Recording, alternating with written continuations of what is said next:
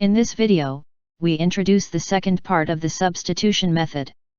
Since this method is usually used with trigonometric functions, it is also called trigonometric substitution. In part 1 we introduced the theory of substitution method, where we substitute to simplify the integrand function. So we want to obtain g of u, simpler to integrate than f of x. In this second method, we use the theory to change integrand functions to different types of functions, mostly trigonometric functions. But the theory itself is simply about the order of operation of substitution and integration, and not specific about trigonometric functions. Let us help you to understand the statement. In the left-hand side, we integrate f of x with respect to x, and later substitute with x equal to h of t. In the right-hand side, substitute with h of t and multiply the factor h prime of t, and later integrate with respect to t. The theorem asserts that they are equal to each other, and the statement is about the order of operations between substitution and integration, as in part 1. We use this theorem to compute the integral f of x, so in practice, we only use the existence of an antiderivative in the left-hand side, and manipulate this equation to reach the formula of an antiderivative of f of x. Let us use this example to introduce the theory.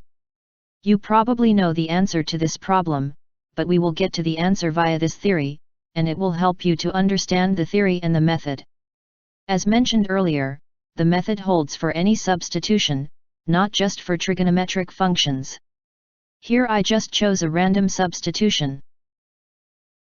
Let us use e to the t. If we substitute with e to the t after integration, it is equal to the integral of 1 plus e to the t times e to the t. That is what the theorem states. We will compute the right-hand side. First distribute e to the t, and integrate individual terms. Then we have e to the t plus 1/2 e to the 2t plus c. This part is what this method is unique about. If we just use the existence of an antiderivative, the left-hand side is capital F of e to the t. So we have this equation. We want to manipulate this equation, so we obtain a formula for capital F of x. So far we were treating things as variables and expressions, but for this part, it will make more sense if we treat e to the t as a number. Let x be that number e to the t. So whenever x is a value of e to the t, we want to answer to the question, what is f of x in terms of x? In this case the answer is easy. The right-hand side is all written in terms of e to the t, so, as numbers, f of x is equal to x plus 1/2 x squared. Let us explain now why we switched to numbers from expressions. If you follow the logic, this formula is only valid for positive values of x, since x is a value of e to the t. When we do algebraic manipulation, in fact those manipulations can only be justified when we interpret them as statements about numbers. Often it does not make much difference at the end, so all of us tend to ignore this subtle part, and focus only on algebra. However, when new things are introduced, we as mathematics learners, must think carefully. And that's what we just did here. We can always test if this antiderivative actually works for all x values by differentiating, and it does. Hence we solved the problem. However, we would like you to note that the uniqueness of antiderivatives plays the key role, to safely extend our solutions to a wider domain. Especially as techniques become more complicated, it weakens our confidence on the uniqueness.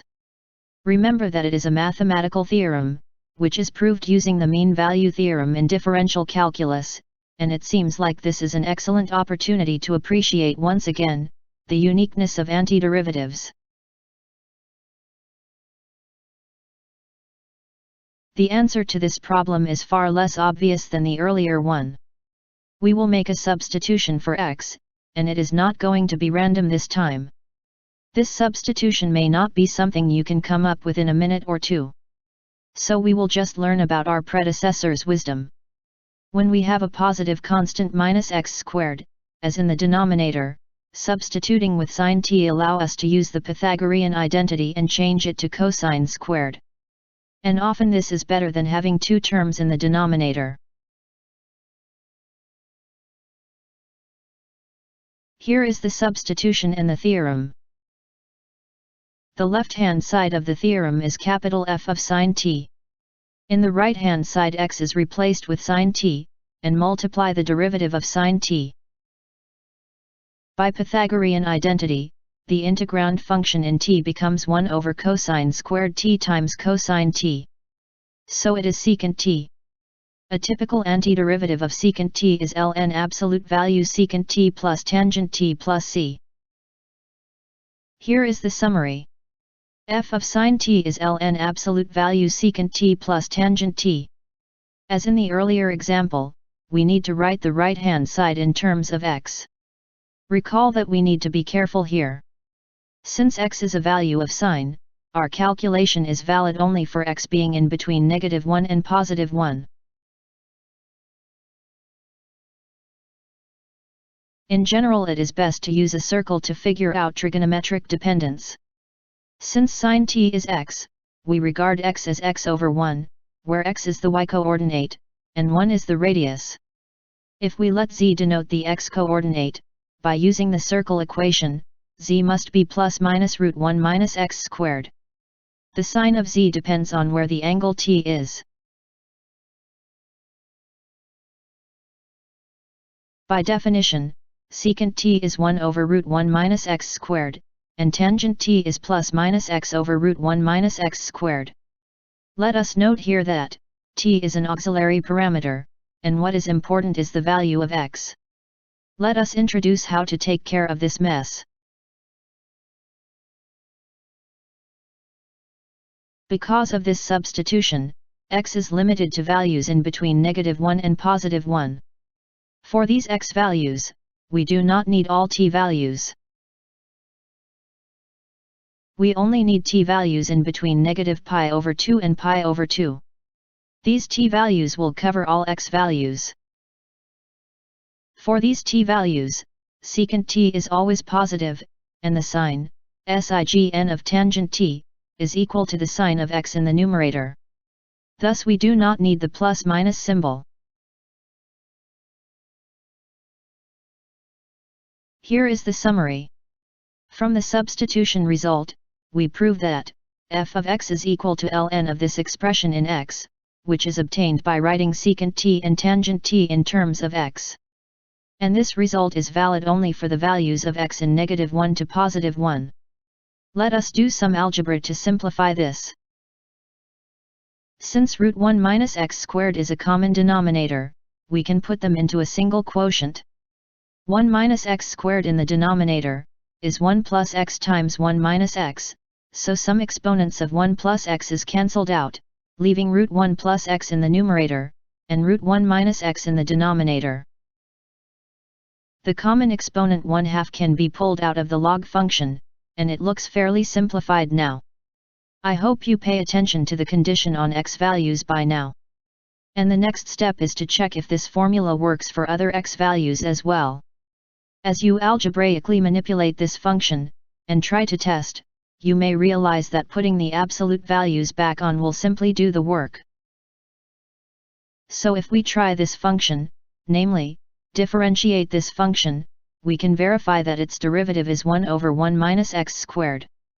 Therefore we solved the problem. Again, our confidence relies on the uniqueness of antiderivatives. Let us prove this method. Since the right-hand side is an indefinite integral, it is sufficient to prove that the derivatives of both sides are equal to each other. Notice that both sides are functions of t, so we differentiate with respect to t. The left-hand side is largely written in terms of x, and substituted later, so we use the chain rule. The x integral part is differentiated with respect to x first, and multiplied by dx dt. By definition of antiderivatives, the derivative of integral of f of x with respect to x, is f of x.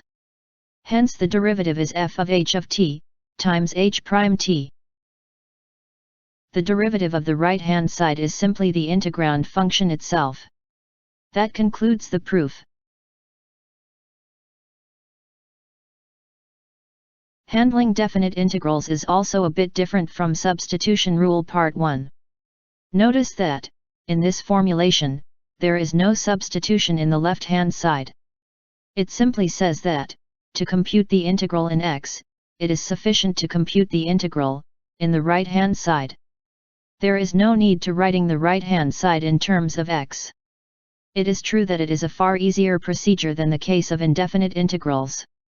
Let us explain what those alpha and beta must be. Here is an interesting part. Alpha and beta can be any values that reach a and b under the function h. However, the standard trigonometric substitution uses invertible parts of functions, and we can use inverses to describe alpha and beta. Alpha can be h inverse of a, and beta can be h inverse of b. Here is the earlier example again, but it is a definite integral. The new limits are these inverse values. The theorem asserts that these two definite integrals are equal to each other. Unlike indefinite integral problems, all we have to do is evaluate the integral in t, and do not go back to x. If we use the t values, pi over 6, and 0, we get 1/2 times ln 3. Recall that these t values can be anything as long as they match the x values 1/2 and 0. However, for this example, those other t values will go across the discontinuities of secant t, and the equality of the integrals is no longer meaningful with other t values. If there is no discontinuity with other t values, then they remain equal to each other.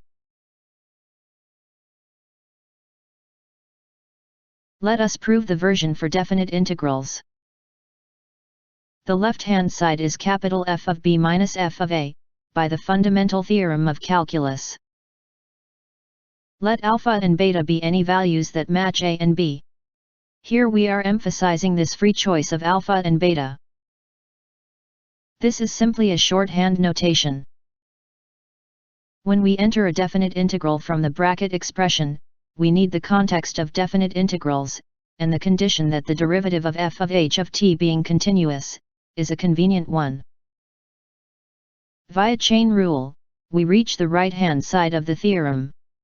So here is a recap on alpha and beta. If the integrand functions, f of x, and f of h of t times h prime t, are continuous, for any choice of alpha and beta, the two definite integrals will be equal to each other. The video was focused on theory, and you need to practice with various examples to get used to it. Practice with examples will also help you strengthen your theoretical understanding as well. Thanks for watching.